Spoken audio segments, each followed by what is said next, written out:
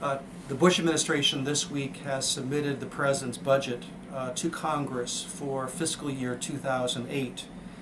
In the budget, it includes not only an additional $100 billion in supplemental funding for the war in Iraq for 2007, but also projects that the cost of the war in 2008 will be at least $145 billion, and I would suggest that with a supplemental next year as well, the cost of the war in Iraq will exceed $200 billion.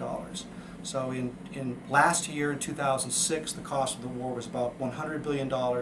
This year, the Center for American Progress projects the cost of the war in Iraq as being at least $160 billion.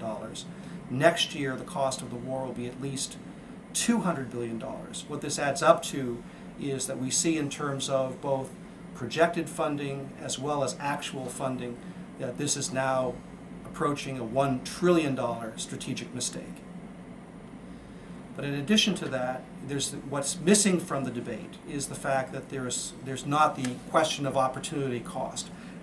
Obviously the cost of the war is escalating just as our strategy is escalating. But what's missing from the current debate is the question of opportunity cost. The fact is that as we spend $160 billion on Iraq this year and anticipate a cost of $200 billion in Iraq next year, this is money and attention and resource that is not available to the other dimensions of our national security policy, diplomacy, homeland security, better intelligence, which ultimately will be far more decisive in what we call the war on terror than what's happening today in Iraq.